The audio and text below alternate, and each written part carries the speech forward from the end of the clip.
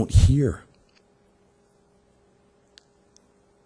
Those who have eyes can see. Those who have ears can hear and understand. So Zen is really simple. When you're attached to your thinking, you don't understand this world. You either have American thinking, or Jewish thinking, or French thinking, or Korean thinking, or Christian thinking, or conservative thinking, or progressive thinking, or female thinking, or male thinking, happy thinking, sad thinking, angry thinking. But it's just thinking. So look at this world. But if you're not attached to your thinking, then is only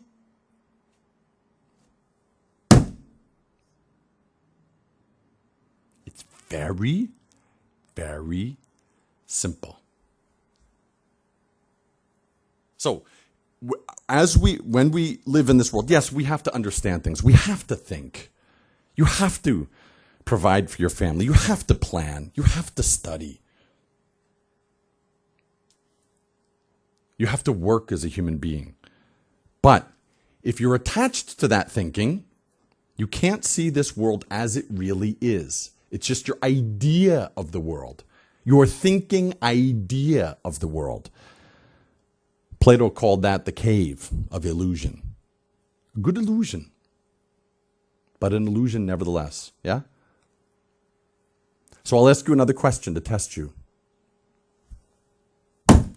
What is that? Good. One Zen student appears. Very clear. Is only very simple. Very simple. Very simple. Moment to moment to moment.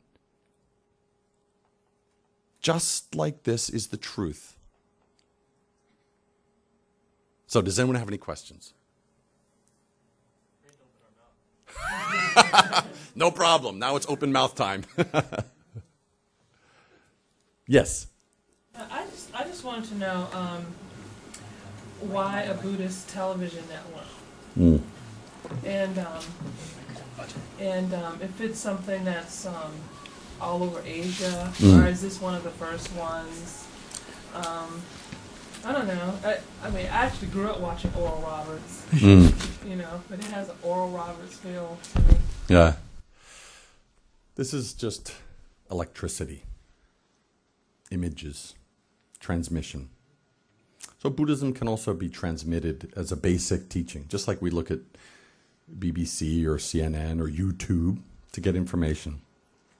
And that information can open people's minds or can close their minds further if they're attached to it. So the interesting thing is it's not used to control or manipulate people. It's not, if you learn Korean and you see what is happening on TV, on this station, it's teaching that's given out to there are many Christian people who watch it, who just learn from it how to look inside their own mind. Just look inside their own mind. So Buddhism is not attached to anything, also not attached to technology. So just using this technology to present a message, maybe a message of looking inside. And if you look at the history of Buddhist teachings, the fact that in 2,500 years of Buddhist teachings, there's never been a war, there has never ever been a war in the name of Buddhism, and not a single person has ever been killed in the name of Buddhism, then you can say that perhaps the message that comes out of a Buddhist television might be a little bit interesting, a little bit useful for the world. It's a non-conflict teaching. So using a television station is not itself good or bad. It's how you use it. It's like a knife. The knife itself never kills people. It's how you use it that either kills or gives life. Okay? Is this the first one? First what? Network like this. I mean, is it patterned after maybe one in...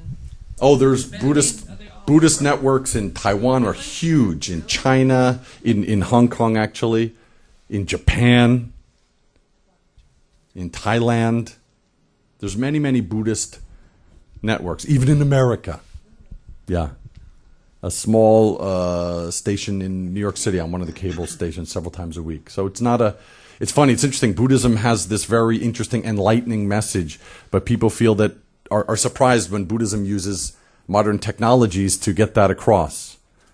Like we should be, I don't mean that you mean this, but that we should just be sitting in a cave somewhere and not engaged with the same things that people use in the world. But Buddhism is also engaged with those things. So there's Buddhist radio stations, but they always transmit this message of looking inside, finding the truth yourself. Okay? Any other questions? Yes. I have a few questions about the 100-day solo meditation retreats that you've done. Okay. I'd be interested to know what is kind of the day-to-day of doing that, what it involves, and sort of what the logistics are. What you sleep in. Did you set a tent, or was there a place where you could go to do that? Mm-hmm. And I'm also interested in knowing what the sort of psychological progression is. When you hit day 10, day 30. What are sort of the things that you're going through as time goes on? A 100-day retreat is not special. It's not. It's not unique to Buddhism either. Again, I always try to emphasize these things by going back to perhaps the Bible, because a lot of that's our Western tradition's sort of operating system. That's our operating system in the West, is the Bible. And you see Jesus going off into the desert for 40 days and 40 nights, alone, tempted by the devil, etc. So a 100-day solo retreat is not really special. It just means looking inside. Just looking inside. So we have a schedule where everyone is different for their retreat.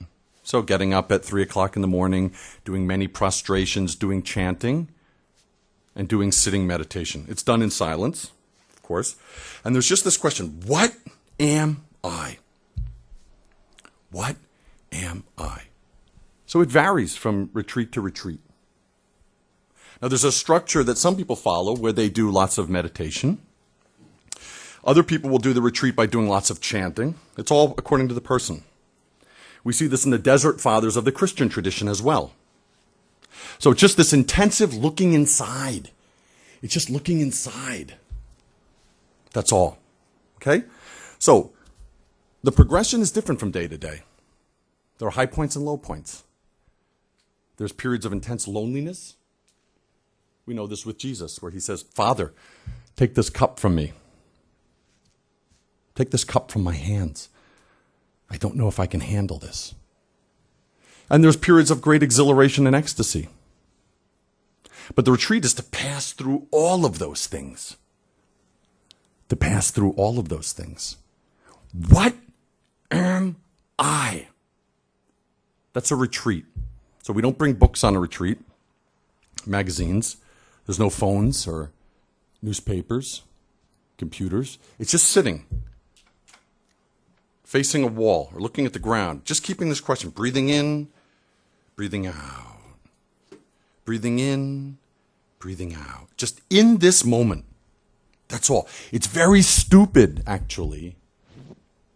Sitting there, keeping the schedule, looking at the floor. What am I? What am I? Very stupid. But what's really